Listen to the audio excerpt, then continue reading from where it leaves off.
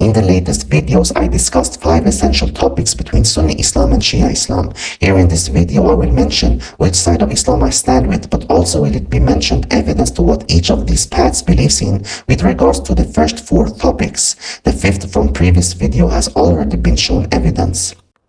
So which path is it that I stand with? Within previous 5 videos, I discussed if God ever can be seen or not, if the representatives to the religion and successors to Prophet Muhammad is chosen by people or God, if all representatives, inclusive the representatives of the Prophet Muhammad as guiders to mankind, is to sin or are sinless. But also did we discuss if only few times are occupied with a representative of God or are all times, and if the guiders after Prophet Muhammad is without divine authority, in other words, spiritual leaders, or with divine authority, in other words, spiritual leaders. Finally, we touched on the subject of who the first successor to Prophet Muhammad is, Abu Bakr or Imam Ali. Regarding the topic of who the first successor is, I will also in this video discuss who I adhere to as the first successor, as I have not given my analysis to who. So I stick with the latter answers to each topic discussed, meaning that God cannot be seen, that the representatives in the name of the religion as caliphs and imams to mankind to the times of the Prophet Muhammad is chosen by God and not people, and that they all in God's way are sinless from Prophet Adam until Imam Mahdi. Lastly, also that all times are occupied with an authority, and that this authority in the name of the religion to be a divine authority. Hence I adhere to Shia Islam. This I have come to with my intellect and confirmation with God, because when I compare Shia Islam with Sunni Islam, it is Shia Islam that gives these answers to each topic, while Sunni Islam mentions the other way, meaning, for instance, that God can be seen and that the matter of choosing leaders after Prophet Muhammad to the religion of God can be decided by people. Before I go into the evidences for what Sunni Islam and Shia Islam adheres to in relation to what has been discussed, I will give my answers to the matter of successorship after Prophet Muhammad, in which I believe it to be with Imam Ali because of following reasons. Besides that, there is evidence for this claim of Imam Ali being the successor of Prophet Muhammad in both Sunni and Shia sources. It wouldn't be contradictory for me if I chose him as my caliph, also based upon that all the other 4 topics are correct answered. What I mean by this is that if I adhere to Imam Ali, then I adhere to that God cannot be seen, that God decides the representatives of his after the time of Prophet Muhammad, that all representatives of God throughout all times are sinless, and that there is a divine authority for all times and places. Meanwhile, if I choose Abu Bakr as my caliph, firstly, it is not documented within all sources but one source, and secondly, it would mean that I adhere to that God can be seen, that people can decide the affair of leadership and successorship, and that not all of God's representatives are sinless, but also that the successors to Prophet Muhammad are not divine authorities, they are political leaders, which I cannot go with. And if we target any religious books, whether it is from Buddhism or Christianity or whatever it may be, if I can find evidence for a statement, then that is enough for me to say that the proof is there for me to stick with. In case of Sunni books, the mentioning of Imam Ali as the successor of Prophet Muhammad or its indication is well documented.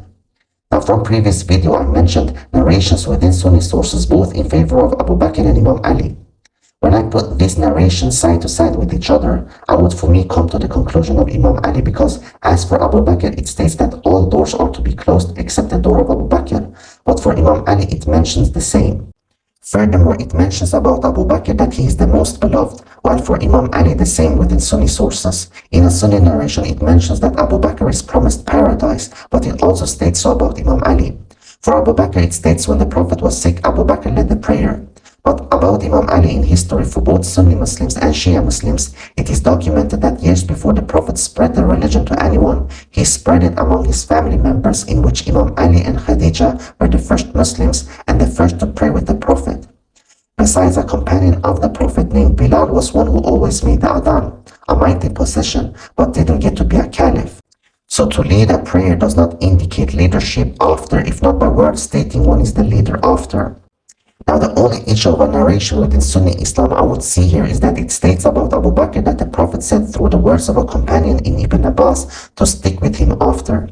But of 3 reasons I can secure for me the leadership of Imam Ali within Sunni Islam, and that is for the Prophet before his death in Sunni sources also mentioning that he chose the Quran and his family in Imam Ali and his descendants to adhere to after him, so that we do not go astray. And that it states about Imam Ali that none should represent the Prophet except himself or Ali. but also that it was mentioned within people that a will has been made in favor of Imam Ali as being the first successor.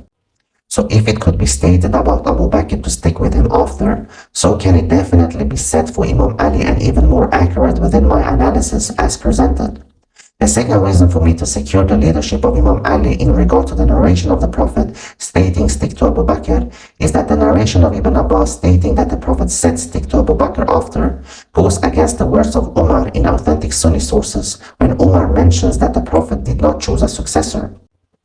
Umar is for Sunni Islam the second caliph, the second best companion after Abu Bakr. So if I was a Sunni Muslim, I would adhere to his words over Ibn Abbas' words, who is less of status than Umar. Thus it becomes according to Sunni Islam that the narration of Ibn Abbas cannot be reliable. And history also shows this because an incident in Saqifa has taken place where most of the companions of the Prophet went for a meeting directly after the Prophet's death to choose the next successor. So the question I ask myself, since this is documented in history, if the Prophet according to Sunni Islam really stated that Abu Bakr is after him, then why would there be discussion and election after between people if this matter is already decided by the Prophet? As for the third reason, since it is evidence within both Sunni Islam and Shia Islam that Imam Mahdi is for our time as a guide to mankind, chosen by God for our time, and that he is a descendant from Prophet's family through Imam Ali and Fatima, then I can understand from Prophet's last word before his death in adhering to his family in Imam Ali and his descendant is definitely true for me. Imam Mahdi comes from Imam Ali and Prophet Muhammad. He is the last guide and Imam Ali the first within my analysis, a chain of leaders in God's way from Imam Ali until Imam Mahdi. I can see a connection between the Sunni narration of Prophet choosing his family and our time's guide coming from Prophet's family, so that the words are true for me that we should adhere to Imam Ali as the first caliph. Now, even if I compare the Sunni narrations about Imam Ali in regard to the Sunni narrations about Abu Bakr, stating that Imam Ali did this, but Abu Bakr also did this, I will still see the truth in Imam Ali for me. For instance, Sunni sources mentions that all doors are to be closed except Imam Ali's door, but also is it mentioned that all doors are to be closed except Abu Bakr's doors. A Sunni narration, as we have seen, states that Imam Ali is the most beloved, while the same is true for Abu Bakr in Sunni sources. Further mentioning is that Imam Ali is promised paradise according to Sunni Islam, but so is Abu Bakr. Now here I will give an example where I compare Imam Ali to Abu Bakr but still would go with Imam Ali. For instance, it is stated in Sunni sources that Imam Ali is from the Prophet and the Prophet is from Ali. None should represent the Prophet except himself or Ali. And that before the Prophet died, he held a sermon to adhere to the Quran and his family in Imam Ali. While for Abu Bakr, it is mentioned in Sunni sources that he was the most knowing and the best. For me, the wording is stronger for Imam Ali when the Prophet states none should represent him except himself or Ali. This means that in every possible way, knowledge, wisdom, power, etc., it is Imam Ali that exceeds other in comparison if the Prophet said for someone that he or she is the most knowing, because the most knowledgeable person is not always the best in manners, for instance. But to represent the Prophet is to be good in all aspects. And stating for someone that this person is the best in comparison of choosing someone after before his death, it is more appropriate for me to follow the latter, which is to adhering to the Prophet's last words to follow someone.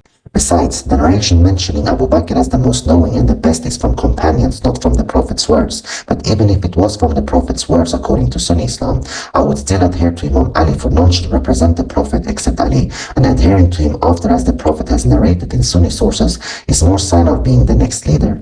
Two leaders for mankind cannot coexist simultaneously. There is one God, one Prophet, one angel in Gabriel, and one leader. Now, there are more narrations in favor of both Imam Ali and Abu Bakr in Sunni sources, but this is sufficient as an analysis.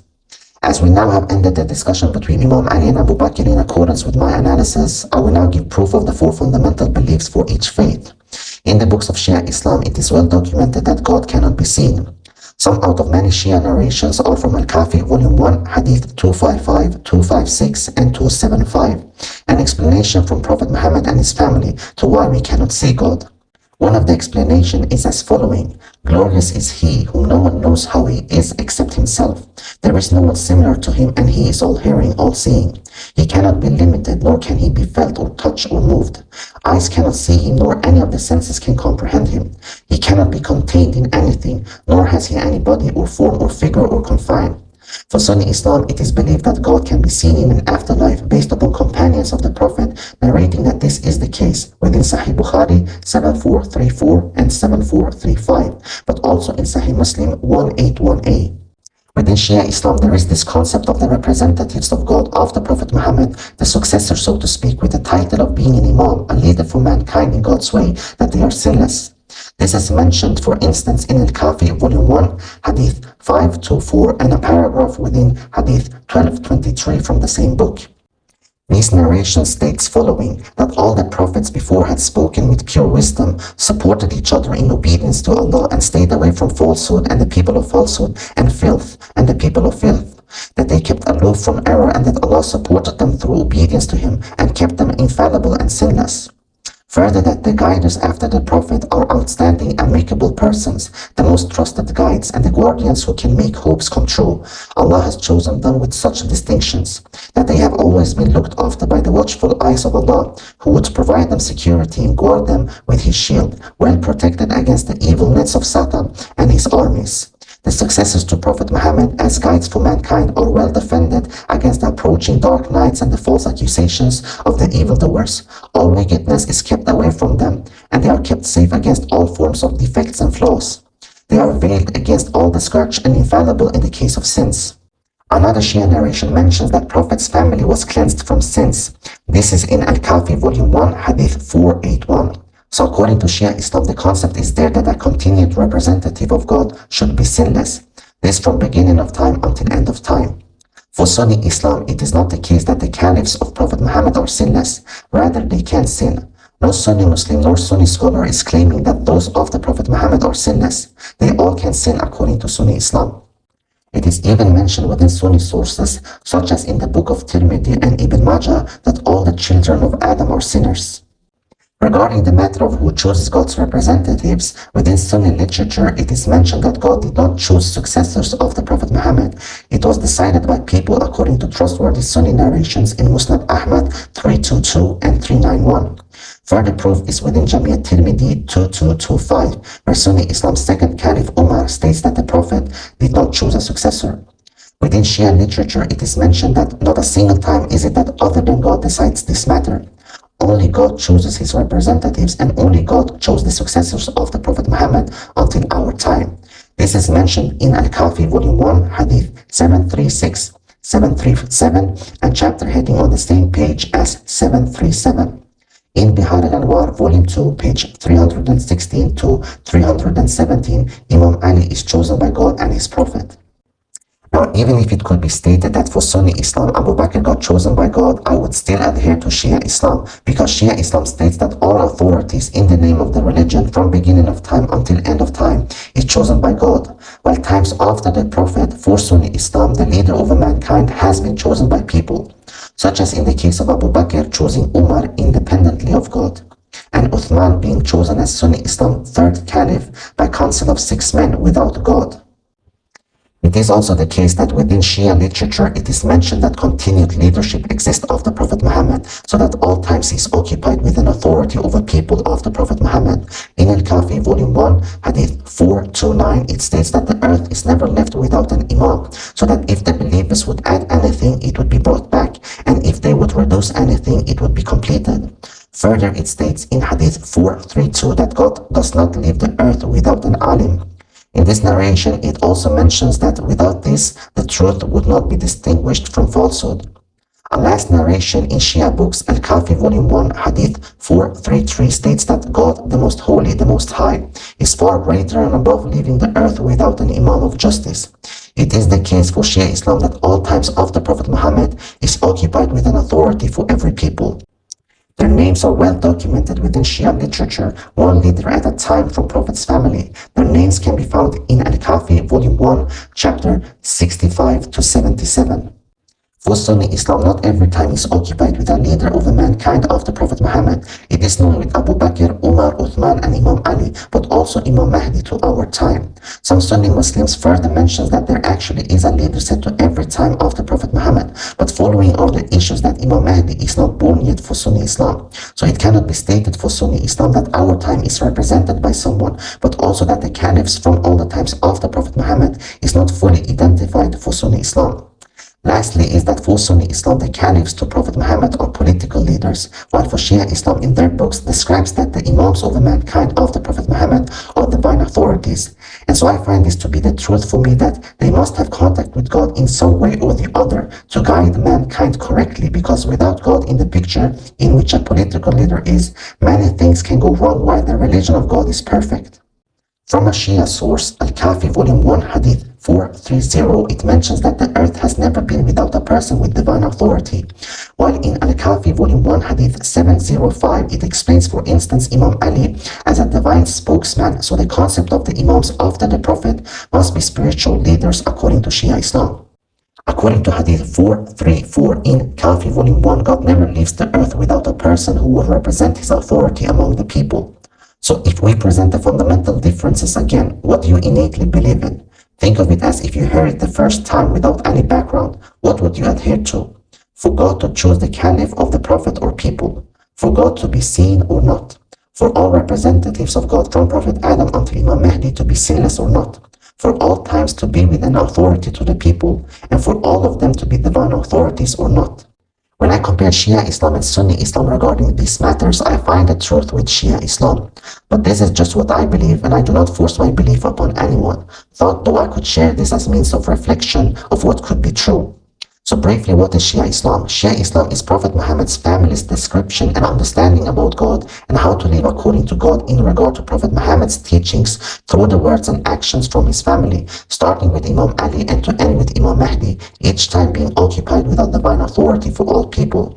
The Quran in chapter 3 verse 31 mentions that if we want to love God, we should follow Prophet Muhammad. So if we want to love God, we should follow Prophet Muhammad correctly. And I believe it to be only within the family of the Prophet. As for me, I have reached the conclusion that Shia Islam is the truth, so that I take my narrations through Prophet's family only up to Prophet Muhammad. This conclusion, in adhering to Shia Islam, I have come with a comparison of the Shia books and Sunni books, putting them side to side with each other. I hope I have made it to be respectful, because God is my witness that I have no ill will with this, but only for one to reflect upon if this is true as it is for me. As mentioned before, this is not to cause any division. This is for the purpose of choosing a path between oneself and God, and then to unite with the people around in good mannerism and with respect. I believe that Prophet Abraham and his family was blessed among the nations. Prophet Muhammad and his family was also blessed among the nations. This indeed is evidence within Shia sources and Sunni sources, that is to follow Prophet Muhammad's family up to Prophet Muhammad, so we do not go astray. In Shia sources, we can read this in Bihar al-Anwar, volume 2, page 316 to 317, but also within Sunni sources in Sahih Muslim 2408a, Jami' al-Tirmidhi 2999, and 3786. Islam means submitting oneself to the will of God or peace, while Shia Islam is somewhat following this description of Islam in the way of Prophet Muhammad and his family. As for my analysis, Shia Islam believes in the oneness of God in the purest form of all faiths I have come across. It describes God as being one in essence and attributes, undivided, abstract, outside time, space, and matter, and describes God as one in essence who do not act by himself, since actions are limited to movement, and movement is within time and space. Also that God is not in need of acting, rather God creates things and orders them or programs them to do for God.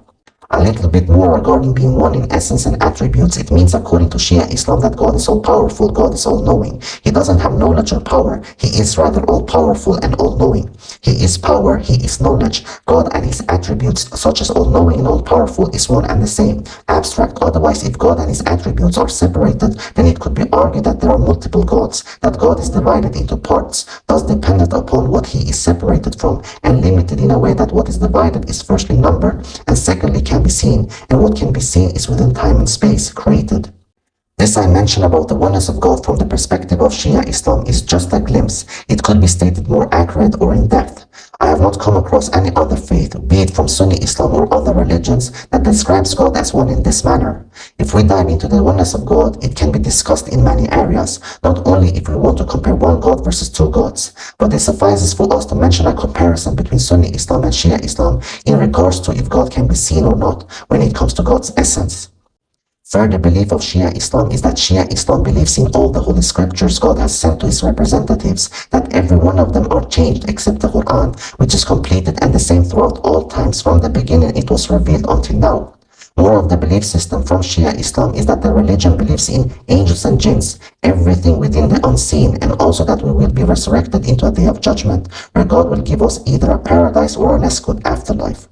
The pillars or doctrines within Shia Islam is to believe in one God, in the divine justice of God, prophethood and imamah, meaning representatives given to all times, the resurrection and the day of judgment, paradise and less good afterlife, to pray, give portion of one's wealth to the poor and the needy, doing the pilgrimage to Mecca and confirming with oneself that there is no God except Allah, the one and only God, and that Prophet Muhammad is the final prophet, the best of mankind.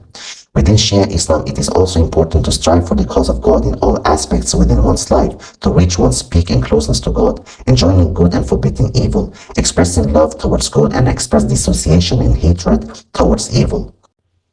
And when I put Islam side to side with other religions, I come to the conclusion that Islam is true because Islam states God is one in essence, cannot be seen and does not act in his essence, while Christianity states that God is three in one, Judaism that God can be seen and act within his essence, Hinduism that there are multiple gods, Buddhism the concept of reincarnation, while atheism states we came from nothing and nothing we will become. So by comparing fundamental beliefs, I can with the intellect and questioning know the truth in Islam for me. The same would be true for me within Shia Islam. I can only talk for myself when I say this, that I found Islam and specifically Shia Islam's view to be logical. Besides using a logical approach to realize the truth in Islam, as a last reminder, confirm with God the true side of Islam. I can only speak for myself when I say this, but I have besides the logical approach also confirmed with God regarding Sunni Islam and Shia Islam, or regarding everything described in both series from all the videos, even though this cannot be used as a proof. Confirming the truth with the alternative to call upon God would be the sincerest way to go with realizing the truth. If we truly want to know the truth, we should turn to God and ask Him for guidance, so He will provide because He is the best of providers. It is He who guides. The Quran in chapter 10 verse 35 states this, so why not turn to the only source of guidance? Now we shouldn't try to find our faith through our family, meaning what they follow we blindly follow. Then all families would be correct. Also, we cannot look at which faith the majority of people stand with, while God mentions in the Quran that few of His servants are grateful. We know of also that few embarked Prophet Noah's ark. Few were guided to the truth, while majority drowned. It has always been the case through history that few people are upon truth, so the majority of people is not an indication of following the truth. All the prophets had difficulty with their people. The only correct measurement to find the truth is through listening to the best of speech and following the best of it, as the Quran mentions in chapter 39 verse 18. That is through comparing beliefs, using logic and by confirming with no one else but God. Now everyone is responsible to search for oneself and use logic, but also is it important to ask God for guidance in regard to His ultimate true path? Actually, it is important first to analyze for oneself if God exists or not, and even here after one has analyzed, confirm with God if He exists or not. Sometimes one knows this to be good to ask, but one's will often gets in the way. Do we want to adhere to the truth or not? I conclude with a prayer to God, a prayer of Prophet Solomon in the Quran, that God enables us to be grateful to Him, and that He makes us all among the righteous servants of His. Also for me to make my own call to God for Him to make us have the best of intentions in coming closer to Him and to obtain His pleasure.